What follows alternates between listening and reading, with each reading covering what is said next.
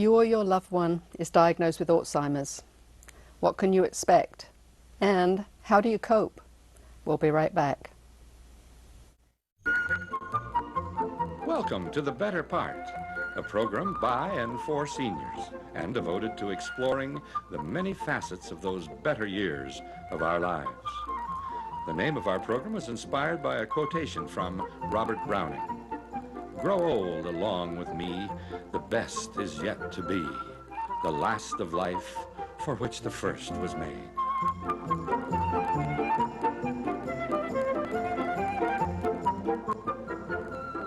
Now, sit back and enjoy a program made especially to provide seniors with useful information, plus some lighter moments to brighten your day.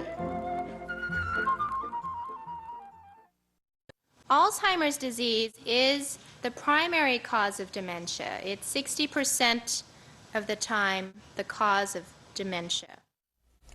In our previous program, Is It Alzheimer's?, we talked about identifying Alzheimer's at an early stage.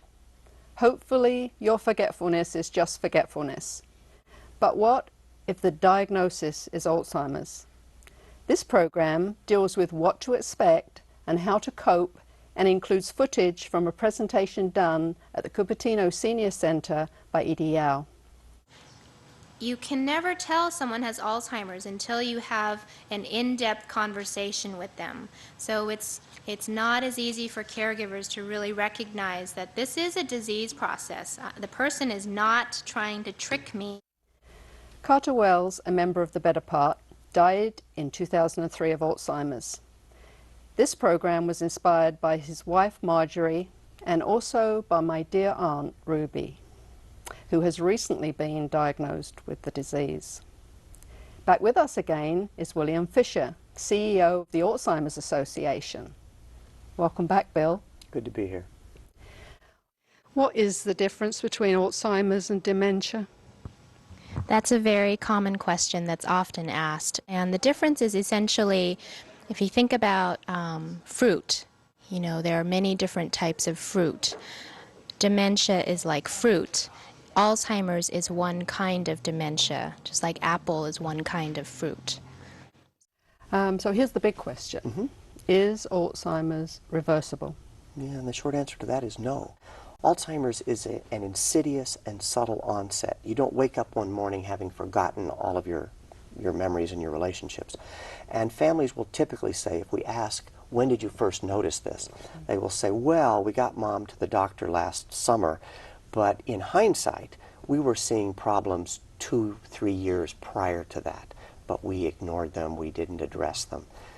So while we can't reverse it, that's not to say we can't treat it. It's not to say we can't alter the symptoms. It's not to say we can't make a tremendous difference in quality of life. So just at the first level, there are 4 drug treatments available for the treatment of Alzheimer's. They're modestly effective for about 1/3 of the people who have the condition. 3 of them are what are known as cholinesterase inhibitors, and they're focused on that problem of neurochemistry that we've identified so far. Important to note that these drugs are most effective in the early going. That's another reason why early identification is important. All the data that we have, and it's limited, but the data that we have suggests that you get the most bang out of those medications if you use them in the earliest going on the disease. They don't stop it, they don't send people back to work, but they do alter the symptoms. They alter the way in which people can function for a period of time. Again, it doesn't stop the ultimate progression of the disease. It's really important that when someone is diagnosed with this disease, especially if it's in the early stage, that the person be an active participant in his or her life, because we don't know how long that will last, and so it's important to look at an advance directive or a durable power of attorney, find out what the person's wishes are. And it's always a hard decision or discussion to have, but you must realize that the time the person is able to convey and express what they would like in their later years is limited. So it's important to get that done right away. I think fairly early in the disease, people with Alzheimer's start to be confused and stressed by new environments and new people and just new situations. Too much that's new and different is challenging and difficult for them, whereas routines and familiarity and familiar surroundings and settings and people are more comforting and easier for them to manage longer. There's certainly there's emotional stress with this disease. I think that anxiety is sort of the emotional underpinning of Alzheimer's in the early going. So you will see people with Alzheimer's who are perhaps paranoid, suspicious, delusional. They may have hallucinations. They may be agitated. They may even be combative. Important to say that not everyone with Alzheimer's will manifest all of those symptoms, but some will.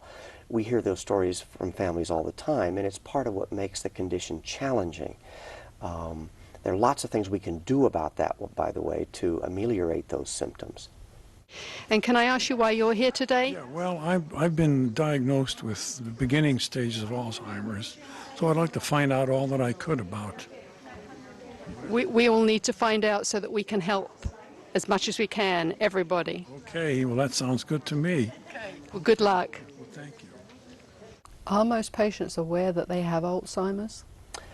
I think that's changing as well because we're diagnosing and assessing the disease much earlier in the course of the disease than we did 15, 20 years ago, certainly. So we're starting to see a group of people who are in the early stages, have been identified but are still doing well, are still driving, are lucid and insightful and looking for help and looking for answers. We didn't used to see that population of people. Having said that, you still certainly encounter people who never go through a period of recognition of having the disease. Part of that is just that they don't, and part of that is denial. It's kind of a scary issue to face, isn't it? So it's not unusual for both the patients and the caregivers to go through a period of denial. If that goes on very long, we may progress to the point that we really don't understand what's going on. But if they don't know, is there a point at which you would tell them, or you never tell them?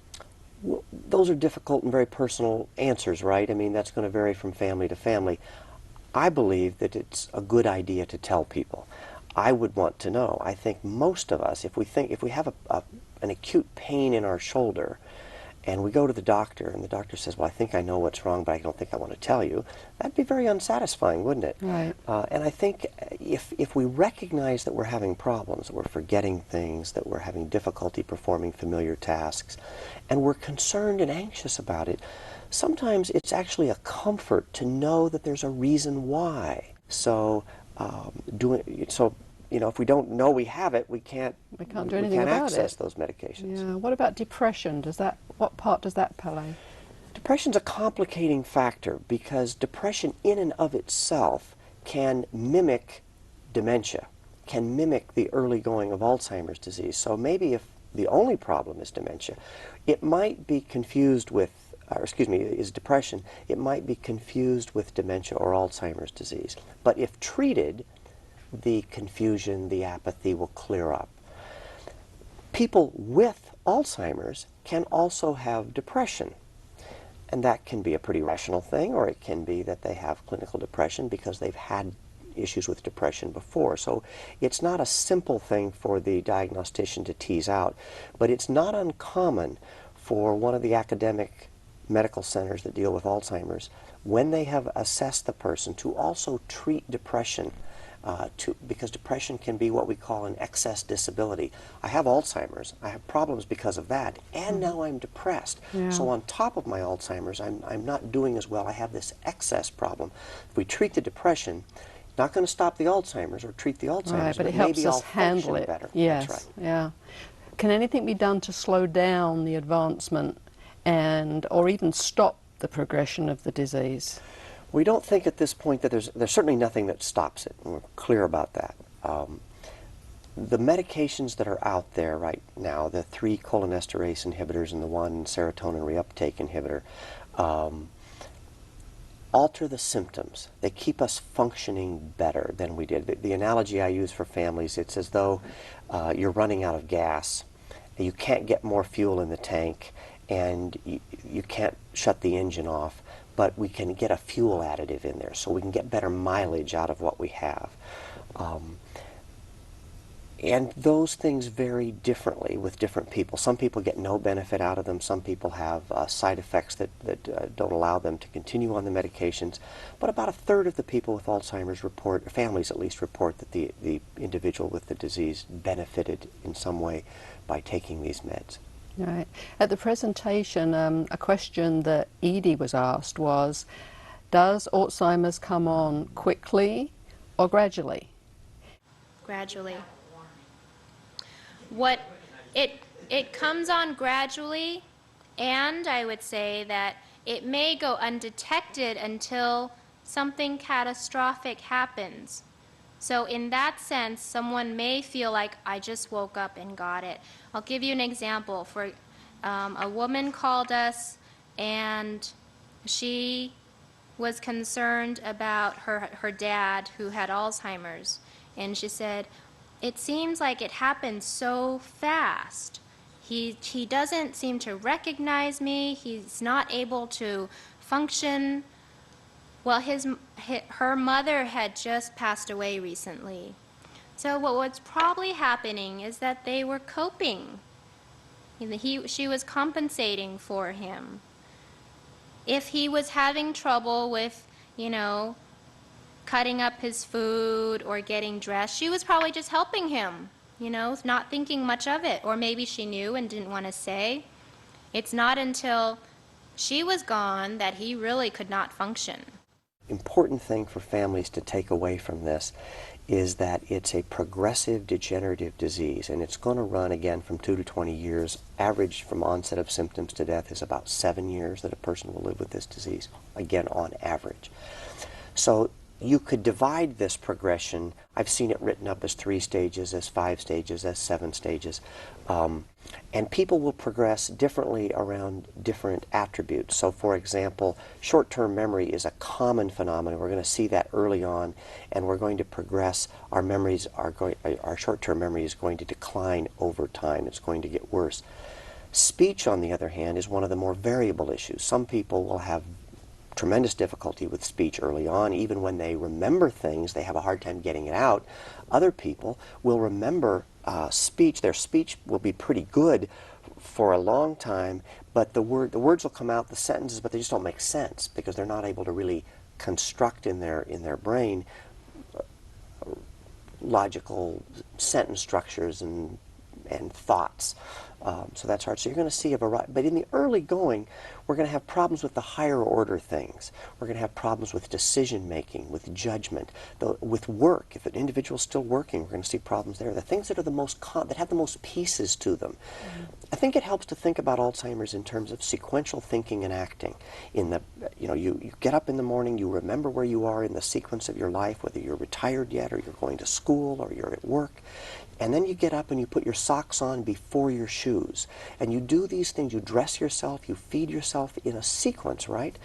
We eat till the food is gone. We eat until lunch hour is over. We eat until we're full, but we eat to an end point. People with Alzheimer's, early on, it's those complex things, decision making and bill paying and work, that are at risk. And then later on, as the disease progresses, it's activities of daily living, dressing ourselves, feeding ourselves, toileting ourselves, that start to become at risk. Because the disease could be 8 years or even 2 years, you want to get a sense of what do I need to prepare for. Because often what is scary is the unknown. If I don't know what to maybe anticipate or what to plan for, it's a lot more frightening than, okay, I can at least do some planning now. I can at least figure out how to use my resources and to get my social network together. The social workers talk about normalizing the disease. It seems the person is acting in an odd fashion. They're writing in the library books. They're forgetting their things. They're accusing us of taking things that we know we didn't take. Why is this happening? And if we don't understand what's going on, we may think the person's just being difficult or that they have psychiatric problems. Each person with dementia is unique. We don't want to lose sight that just because someone has dementia, that they're not that individual anymore. That person is the same person they have always been. They have a disease. And sometimes caregivers lose sight of that, especially if the person is repeating themselves, they don't remember what the answer was, they don't remember asking the question. That person is still there. Can the patients live at home during that first part? Oh, absolutely. People can live at home throughout the entire course of the disease if they have help. Sure, Okay. and some do. Some people die at home with this condition, and others live at home for a period of time. I think sort of two things are true in my experience. One is that families typically start wanting to keep the individual at home as long as possible. Right. And I can't tell you how many times I've heard somebody say, well, we're not going to put mom in the home. We don't want to do that. And my counsel to families is never promise someone you're not going to do that, because it'll come back and bite you. Typically, one of the real difficult issues with Alzheimer's care is that people will become incontinent of bowel and bladder as the disease progresses. And again, it's an age-related condition, so if you're the spouse of that individual, likely you are of that age group as well, and maybe you have your own infirmities and health issues, and so maybe you might want to keep your husband or wife at home, but when the care level demands get so intense, and around toileting that's pretty challenging, it may get to a point where you can't manage it anymore, and that's when people, often that's sort of a breaking point for families where they have to consider some alternatives. Does Medicare cover the cost of home care? No, it doesn't. That's the short answer. People are sometimes surprised to learn that Medicare doesn't really, it takes care of the doctor's bills that it does for everyone. Medicare is an age-related, health care benefit, but it really doesn't cover the kind of care that people with Alzheimer's disease need. People with Alzheimer's have a chronic condition. They're going to need basic care and companionship over the course of the disease. One of the anomalies of Alzheimer's, I think, is that these people are linked very early with someone. Someone's going to be making decisions, legal, financial, health care decisions for them. Someone then, as the disease progresses, is going to be there to help them get dressed, to remind them it's time to eat, etc. Remember that if the disease, you don't know how long the disease may last, therefore it's important to get whatever resources, whatever support is available. Often the mistake caregivers make is thinking, I can do it, I can handle it, I can take care of my husband, I know him the best, and then that person gets run down because it's a 24-hour job.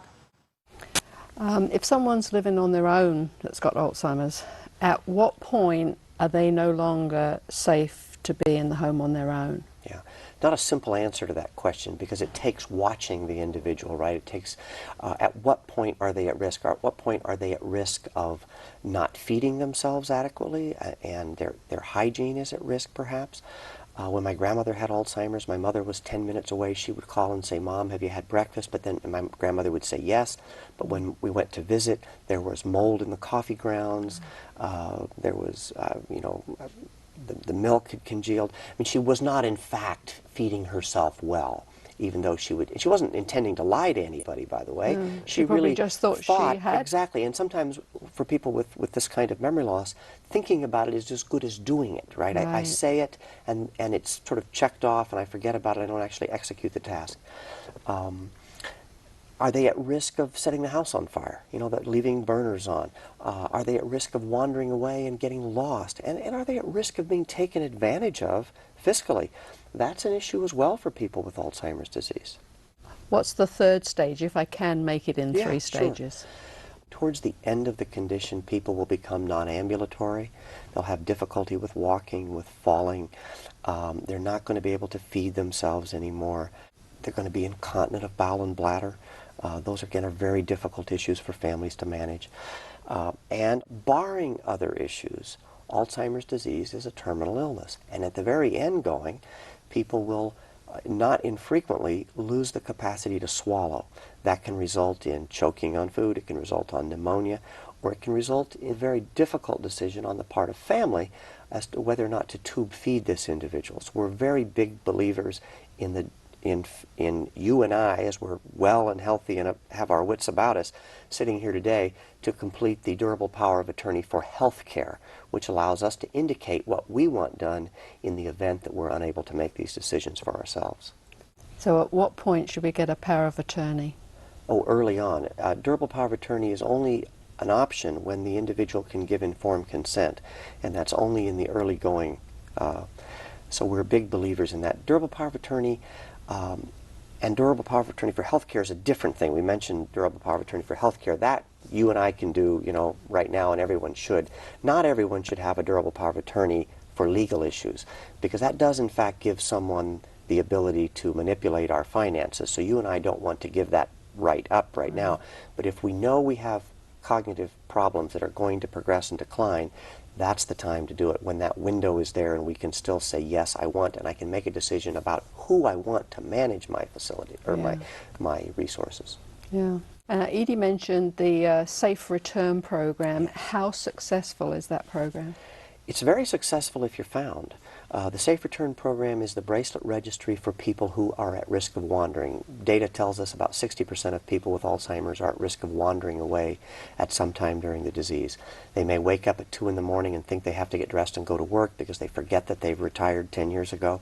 They may think they have to pick up their children from school and forget that their children have children of their own.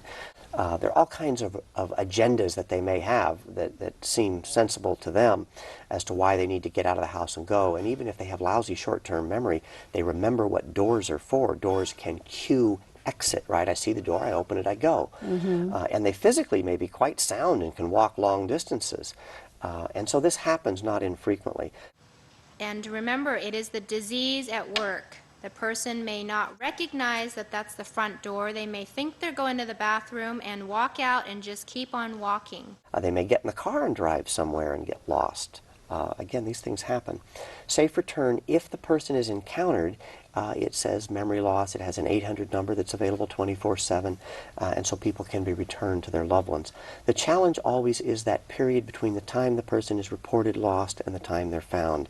And that's, of course, as you might imagine, a very anxiety-ridden time for families. All right, let's talk about support. It's very, very important to take care of yourself. It's important to stay healthy, both emotionally and physically, because, again, the analogy one of our board members who was a caregiver for his mother used is when you board a plane and the flight attendants give you the directions to put the oxygen mask on yourself before your child or anyone else that you're caring for. Because if you're not well, that person is at a complete loss. There are home care programs. There are long-term care facilities that specialize in the management of people with Alzheimer's disease. There are case management programs. Maybe your mom is in New York and you're out here and you can't be there, but perhaps we can identify a case manager to make periodic visits to the home and report back to you on how mom is doing if she's living by herself and there's no one else to report to us. So there are daycare programs. Daycare programs are a wonderful option. Daycare specifically for people with Alzheimer's, with dementia. Maybe I can leave my dad there while I go to work. Maybe it's a 3-day-a-week sort of 10 to 3 o'clock thing. Just if I'm the caregiver, gives me a break, gives me a respite from being from the stress of caregiving, and thus allows me to keep my family member at home longer. Adult daycare is a program where it's a social environment where people with Alzheimer's may attend so that they are around professionals who are skilled and educated in working with people with dementia. I think this is the thing that a lot of caregivers that call us say is the most helpful to them are the support groups. I can talk your ear off about the statistics or the research, but often what the person who's dealing with the care needs most is to hear firsthand from someone else dealing with that same situation. And that is probably the most useful to them at that time. The Alzheimer's Association in the Greater Bay Area runs over 50 caregiver support groups. These are groups, there's one near you if you're watching this program, I can promise that. They meet at least once a month. It's that place where you go to find out you're doing a better job than you thought you were. The rope that you thought you'd reach the end of is longer than you thought it was. You learn practical coping strategies.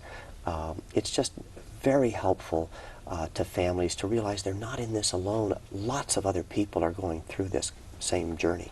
So how do support givers get immediate help? Well, call us. call the Alzheimer's Association. Go to our website, alznorcal, allsnorcal.org. And that's for the newsletter as well as Yes, we have a help. quarterly newsletter that's free. You can get that. A lot of our resources are online and you can access them right there. Our helpline is available 24/7. There's a human being there to talk to you.